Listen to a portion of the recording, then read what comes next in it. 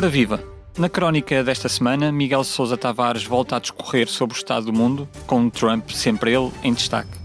Desde a decisão de mandar militares para as ruas de Washington até à catástrofe em Gaza e à guerra das tarifas, quase todos os temas passam por ele.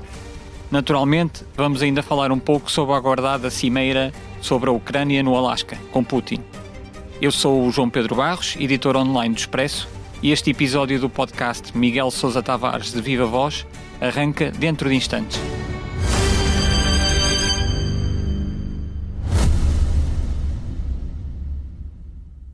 Se gosta de ouvir podcasts, conheça a oferta que o Expresso tem para si.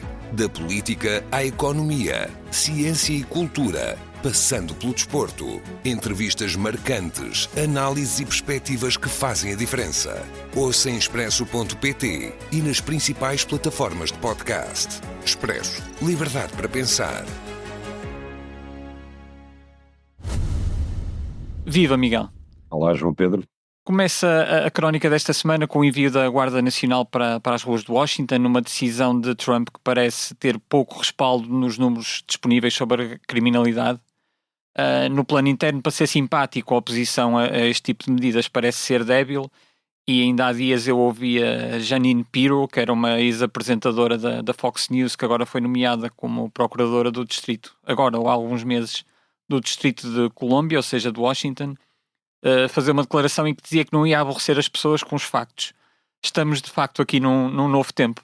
Estamos, mas eu vou pegar numa coisa que você disse na introdução, que é curiosa, que tudo anda sempre à roda de Trump, não há um dia em que não anda à roda dele. Eu há dias li um texto no New York Times muito interessante, de um tipo que chamava a isto o tempo dos acontecimentos permanentes. E ele dizia que os três grandes problemas do nosso tempo são o aquecimento global, a inteligência artificial e a possibilidade de uma nova guerra nuclear, e que deveríamos estar a discuti-los de manhã à noite. Não estamos, porque a agenda é marcada por Trump. E então são os temas de Trump todos os dias, um de manhã, um à tarde e um à noite, que se tornam à frente da agenda. E de facto é verdade, quer dizer, por mais que a gente queira não ligar tanto ao que diz aquele paranoico que está na Casa Branca, não há grandes hipóteses de dar a volta a isso. Em relação ao que você disse sobre ele ter enviado a Guarda Nacional, que é parte do Exército, é parte das Forças Armadas, para Washington, não houve grande oposição. Em princípio é por 30 dias, é o que a Constituição permite. Depois disso terá que ser prorrogado pelo Senado, veremos o que acontece.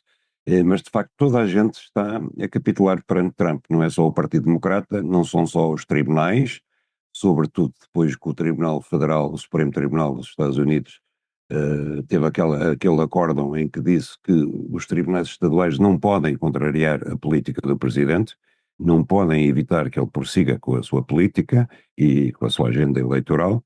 E agora também com a história da Guarda Nacional em Washington, pensava-se que as Forças Armadas seriam o último bastião a resistir a Trump e não se deixariam arrastar para missões de política interna, mas isso não está a acontecer.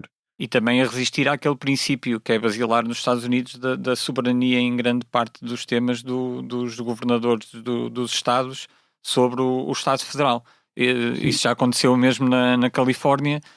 Cada vez mais Trump parece centralizar o poder e mesmo pôr um pouco em causa a estrutura jurídica, constitucional e política dos próprios Estados Unidos. Sim, ele passa por cima de tudo, passa por cima de meios, passa por cima de governadores, passa por cima de juízes, passa por cima de reitores das universidades. Quer dizer, isto é um autêntico bulldozer que nada trava, ninguém trava.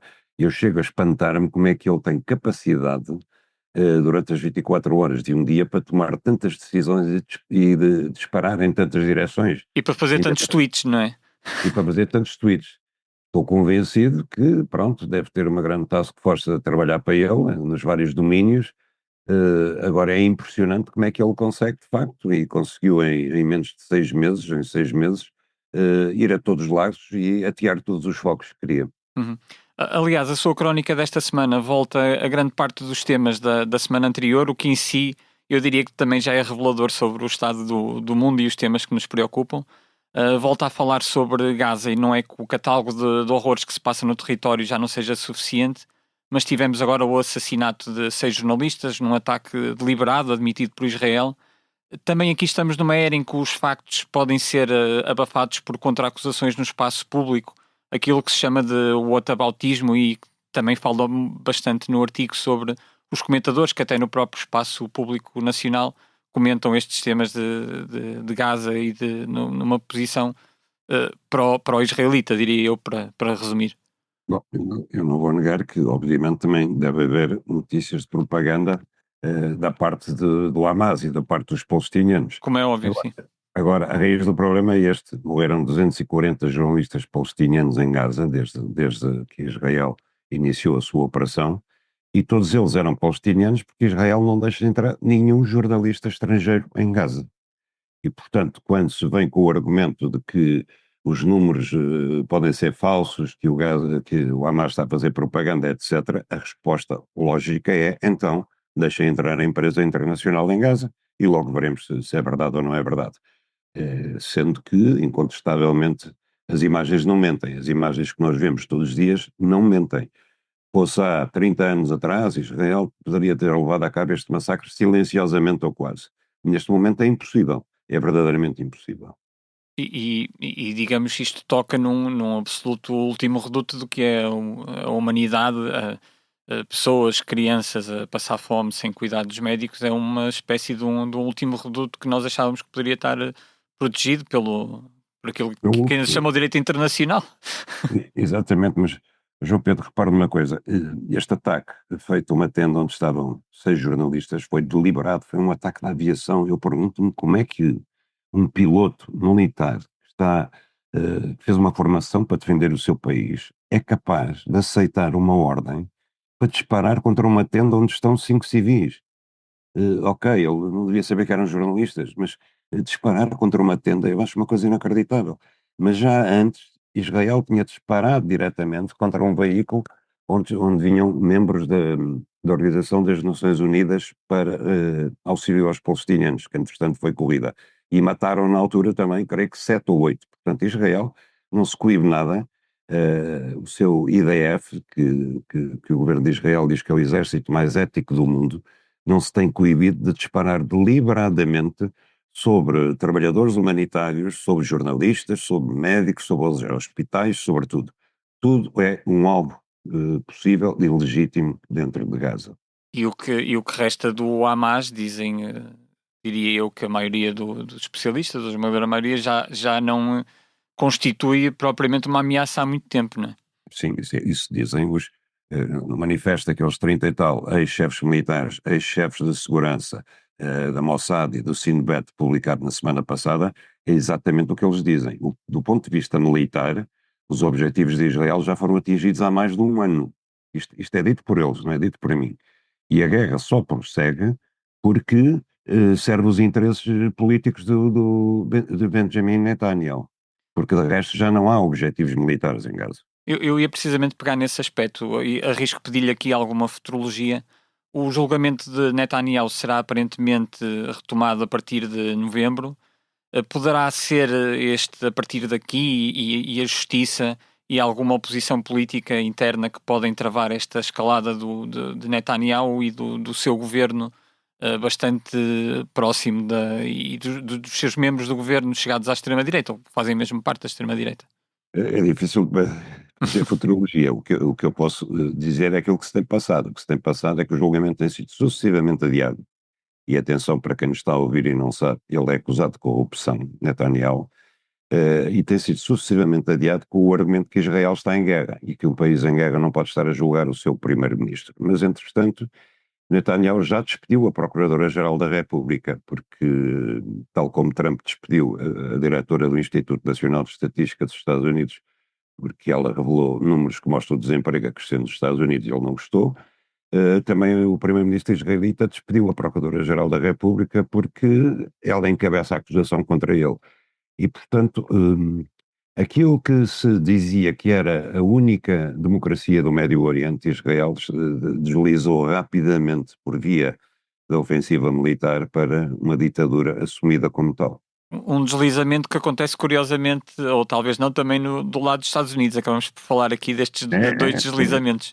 Um, Os dois parceiros da Riviera de Gaza, Netanyahu e Trump, têm métodos muito semelhantes, por isso é que eles se entendem tão bem, de facto. E por isso é que, repare, Biden tentou desesperadamente nos últimos meses de mandato conseguir um acordo entre Israel e o Hamas. Não o conseguiu, porque Netanyahu deliberadamente não queria fazer acordo nenhum antes que Trump tomasse o poder, porque já sabia que tinha em Trump um aliado muito mais forte do que Biden foi. a Europa é que está aqui completamente fora de jogo, tal como de resto na questão da Ucrânia, que será o tema que eu lhe vou propor a seguir. A Europa está completamente fora de jogo porque a Europa pôs-se fora de jogo. A Europa pôs-se fora de jogo deliberadamente. Começou quando, pouco depois da invasão de Israel, vários dirigentes europeus foram a correr a Israel dar o seu apoio, entre eles a Presidente da Comissão, Ursula von der Leyen, que foi a Israel dizer em frente, vocês têm todo o direito para fazer legítima defesa. E nem sequer disseram, ou ela disse, o mesmo que Biden disse, ok, vão atrás dos assassinos do 7 de outubro, mas vejam lá como é que fazem isso, porque pode-se virar contra vocês. Nem isso houve. Em relação à questão da Ucrânia, tivemos a cimeira videoconferência de Munique, organizada pelo chanceler alemão, que foi uma tentativa desesperada da Europa quase mendigar aos Estados Unidos que considerasse também os interesses da Ucrânia quando se encontrar sexta-feira com Putin em Anchorage, no Alasca. E para além dessa tentativa, foi também uma espécie de prova de vida da Europa, a dizer, atenção, nós ainda existimos, a guerra até se passa na Europa, vocês não liguem à Ucrânia, mas ao menos liguem a nós.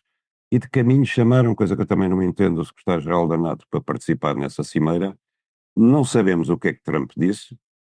Obviamente que os dirigentes europeus disseram a Trump aquilo que tem que ser dito, que a Ucrânia é parte interessadíssima, não só porque é uma parte beligerante, mas porque é a parte que foi invadida nas negociações. E que não há nenhum mandato passado por ninguém ao presidente dos Estados Unidos para que ele faça um acordo com uma das partes sem sequer ouvir a outra parte. A Europa está aqui, estará a espreitar do lado de fora, pela janela, mas eu diria que a realização da cimeira em si já é uma vitória para Putin, já significa um pouco aquilo que ele tantas vezes menciona, um redesenho da ordem internacional. Outra vez pedindo-lhe futurologia, mas o que é que espera verdadeiramente desta cimeira, sendo que o presidente finlandês que participou destas conversas na quarta-feira já veio a público dizer que Trump não terá grandes expectativas. Eu acho que não. É normal que ele não tenha grandes expectativas que de um primeiro encontro resulte um acordo de paz. Agora, é engraçado ver como as coisas mudaram substancialmente, e aí é que eu acho que há a responsabilidade da Europa. Nós vamos com 3 anos de guerra, a Europa nem antes podia ter feito, nem depois, ao longo destes 3 anos, deu o menor passo no sentido de intermediar um acordo de paz. Pelo contrário, o discurso europeu manteve-se inalterável até agora.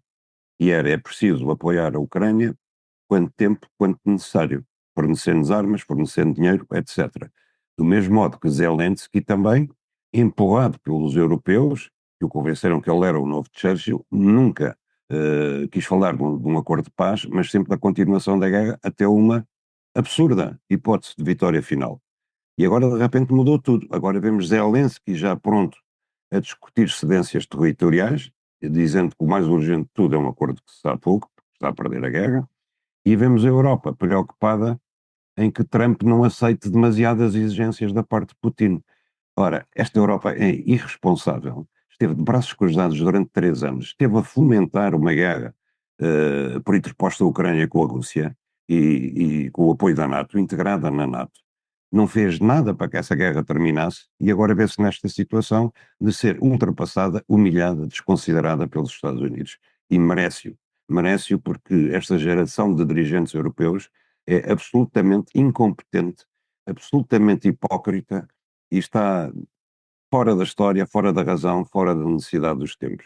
E o que é que imagina que Putin pode levar para o encontro de amanhã? Tentar continuar a protelar a situação e eventuais sanções dos Estados Unidos, ou apresentar alguma coisa concreta que eu diria que seria surpreendente, até porque a própria Rússia se recusa a sentar-se à mesa com a Ucrânia porque nem reconhece a legitimidade de Zelensky.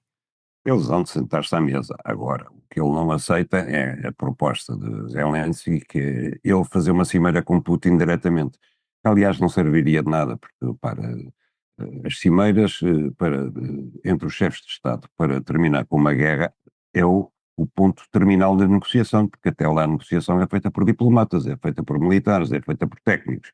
E quando se conseguiu chegar a acordo, então sim, os dois chefes de Estado juntam-se, fazem aquele aperto de mão e aquela promessa de serem amigos para sempre, para as fotografias. Agora, eu acho que Putin, há coisas que ele não vai ceder. Primeiro, o reconhecimento da anexação da Crimeia. Segundo lugar, ele vai querer todo o Donetsk, onde estão as populações de origem russa, Todo o Donbass, né? do Donbass, incluindo o Donetsk, onde ele dizia que estavam as tais forças nazis da Ucrânia. E vai querer uma ligação disso ao mar através de Zaporizhia, lá embaixo. Depois, se larga Kherson, se larga os outros territórios, eu acho que sim, é capaz de largar, mas também irá exigir que a Ucrânia não entre na NATO, que no fundo é a razão próxima invocada pelos russos para a invasão da Ucrânia, que era evitar que se feche o cerco que a NATO tem feito à Rússia nos últimos 30 anos, de que se fechasse pelo sul, através da Geórgia e através da Ucrânia. Mas, por outro lado, também a imprensa tem revelado que, e o próprio Zelensky já o admitiu, que precisa de garantias de defesa, sejam elas armas, sejam um eventual caminho para a NATO, mas sem nenhuma dessas opções, a Ucrânia, ao lado do seu vizinho gigante, estará condenada à irrelevância e um dia a ter também um governo, ser uma nova Bielorrússia, provavelmente. Sim, a Ucrânia tem todo o direito a exigir garantias de defesa em troca da não adesão à NATO. A adesão à NATO também não é a única forma de defesa dos países que fazem fronteira com a Rússia. No caso desta guerra, eu penso que aquilo que seria legítimo de esperar e de negociar era a criação de uma zona de no man's land, em que todos os exércitos eram obrigados a recuar e todas as armas eram obrigadas a recuar até uma fronteira mínima de segurança e a interposição de uma força internacional de paz nesse território. É claro que isto não garantiria que um dia desse na cabeça de Putin vir por ali adiante e correr com a força internacional de paz, mas aí ele tornar-se-ia um verdadeiro fora da lei internacional. Uma última questão antes de irmos ao improviso. Acha mesmo que um dia Trump vai ser considerado para o Nobel? Eu temo que sim, João. Eu temo que sim. Porque eu acho que os astros estão a juntar para que ele consiga o seu grande sonho de ser Prémio Nobel da Paz, o que seria uma coisa extraordinária. Um homem que intimida o mundo inteiro através de ameaças ou através de tarifas, ganha a ser considerado o maior pacifista do mundo, seria o cúmulo da ironia. Mas eu já vi prémios Nobel serem atribuídos por razões políticas muitas vezes que não fazem sentido. Basta pensar que Kissinger foi Prémio Nobel da Paz. E, portanto, tudo é possível e eu acho que essa hipótese não é nada de desconsiderar. Posto isto, vamos regressar ao nosso cantinho à beira-mar plantado para o improviso, com Miguel Sousa Tavares a comentar um tema da semana que não está na sua crónica. Os incêndios voltam a ser o tema nacional da semana. A área ardida em agosto já é 6 vezes maior do que a do mesmo período em 2024 e, por exemplo, no artigo de ontem no Expresso assinado por Amadeu Araújo, os especialistas apontam várias críticas ao combate. Portugal vai sempre ter de andar a arder no verão ou o Miguel reconhece que desde Pedrógão houve avanços no dispositivo operacional que combate os incêndios? João Pedro, vamos lá ver. Primeiro que tudo, eu, como todos os portugueses, a minha capacidade de me indignar e de me surpreender já ultrapassou tudo. E como todos os portugueses, também gostava que neste período em que as pessoas estão de férias, que nós pudéssemos estar tranquilamente de férias, porque é difícil também estar a tomar banhos de mar enquanto sabemos que lá em cima há populações a defenderem os seus terrenos, as suas casas, no meio de um inferno enorme. E era a altura de Portugal fazer alguma coisa. Eu não sou especialista de todo na matéria, não sei, ao contrário do Presidente da República, que diz que o combate tem sido espetacular, eu não tenho as informações que ele tem, eu não tenho os conhecimentos que ele terá. A única coisa que eu sei é que, ano após ano, eu olho sistematicamente para as imagens e o que é que eu vejo? Vejo casas à beira de arder, populações em pânico e tudo rodeado de eucaliptos e pinheiros bravos, que são os grandes fósforos da chamada, eufemisticamente, floresta portuguesa, que não é floresta nenhuma, é basicamente no centro e no norte, uma monocultura de eucaliptos e pinheiros bravos. Eu acho que uma coisa é ter os eucaliptos nos terrenos de celuloses devidamente organizados, com aceiros feitos, com depósitos de água, com vigilância permanente. Outra coisa é os pequenos proprietários de corelas plantarem eucaliptos para ver se conseguem, num terreno que não dava nada, extraírem um benefício. E eu, quando vejo que as pessoas a gritar porque as suas casas estão em perigo, e no quintal plantaram eucaliptos, eu acho que isto é uma irresponsabilidade absoluta. Os focos continuarão a arder enquanto nós não mudarmos a composição da chamada floresta portuguesa. O Alentejo não arde porque não tem eucaliptos, tirando em algumas zonas. Serra de Monchique, de 4 em 4 anos, ardem os eucaliptos todos e depois espera-se 3 anos que eles cresçam e ao quarto ano volta a arder, por exemplo. Isto parece-me óbvio, como me parece óbvio que, em termos de meios aéreos, os melhores aviões são os Canadair, que nós já tivemos e provaram. Todos os países do Mediterrâneo têm frotas de 10, 20 Canadairs e mais. Nós não temos nenhum. E os helicópteros bons que tínhamos para combater os Kamov, demos à Ucrânia, para ajudar à guerra. E agora não os temos para combater os fogos. Depois disseram-nos que o Embraer, que tínhamos encomendado 18 Embraers, que era ótimo, porque além de poder transportar tropas, também pode combater incêndios. Afinal, não pode. O terreno não é propício. Então, podemos combater com os C-130. Ótimo, mas esqueceram-se de comprar o kit para levar a água nos C-130 e também já os especialistas dizem que também não serve para este terreno. Ou seja, não há nenhum planeamento, não há coragem política para mudar a estrutura da floresta portuguesa e, portanto, vai tudo continuar a arder. Dá então, pelo menos há uma razão ao Gouveia e Melo, que criticou as avarias dos Canadairs e fala de falhas estruturais e do predomínio de pequenos interesses.